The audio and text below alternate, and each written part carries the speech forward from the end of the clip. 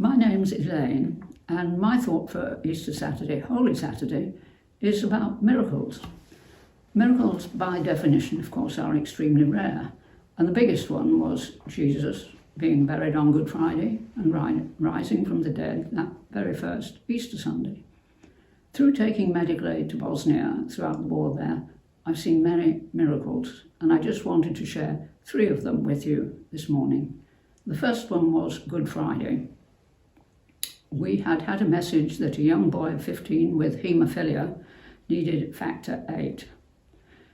We had a name and address. We didn't, of course, speak the language, but we were able to get hold of some factor 8, and we set off. We drove across Europe for 3 days, but once we got very close to the place we thought we were going, we had to stop because the signposts were down during the war. We didn't speak the language. The front line moved every few days and was mined, and the way you knew you were on the front line was there was nobody there, no vehicles, nobody there, but mines everywhere because they mined it every time they moved the front line. So we stopped, and my driver said, "Do you know where we're going?" And I said, "Well, no, not really. We have an address, but it's across the front line." So we went across the front line. It was, of course, nobody there. And I prayed. And then a few minutes later, round the corner came an old man wobbling on a cycle. So I jumped out of the truck and I went up to this man and I held up the envelope and said, no good saying anything, I just held up the address. He waited a long time and then he put a thumbs up. I said, "I think he knows where we're supposed to be." So we turned the truck round and we followed this old man at snail's pace, got into a village, and he stopped. And I said, "No, not there." I said, "I think he means up on the top floor." So I went in, took the factor 8, and there was the young boy. Now, nobody knew we were going. We never knew who this old man was on the bike. And when I came down, having given this to the young man, he'd gone, and our driver had never seen him go.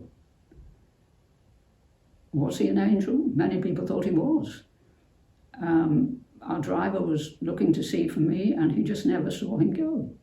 So that was a Good Friday for this young man, but it was also a very Good Friday for us. The second one was Easter Saturday, not the same year, another year. We were taking beds from our local hospital out to Bosnia. I'd been to see them that day, and they said, "Would I like to see a mobile surgical unit?"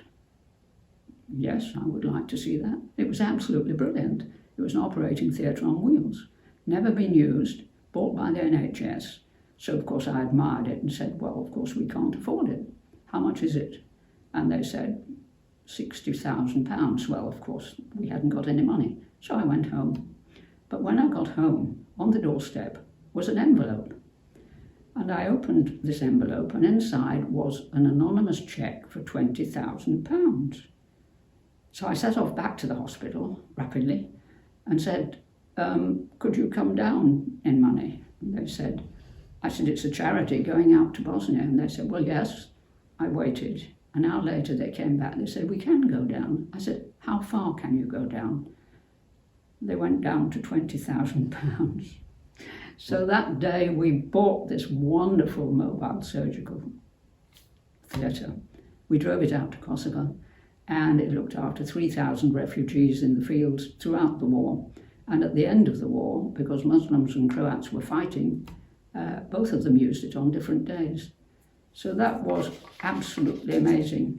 I never knew who sent the cheque, so I couldn't say thank you to anybody except to God. And of course, all the people whose lives it saved also said thank you to God.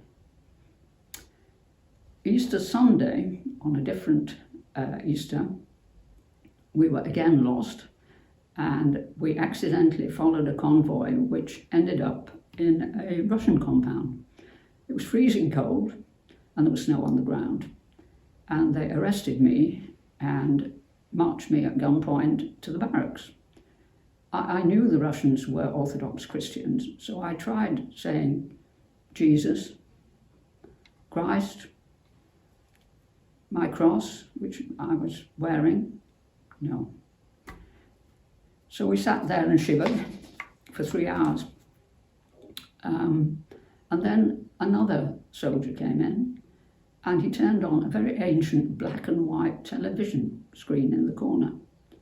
And on that screen immediately came in a picture of Princess Catherine of Yugoslavia talking to me, because I was talking to her before we left and somebody had filmed it for the news. I mean, the timing was so amazing. I just blinked and pointed at myself on the television screen. They got the message. They took their guns away, they unlocked the door, and they said, "Go," which is a universal language for get out of here. So I went.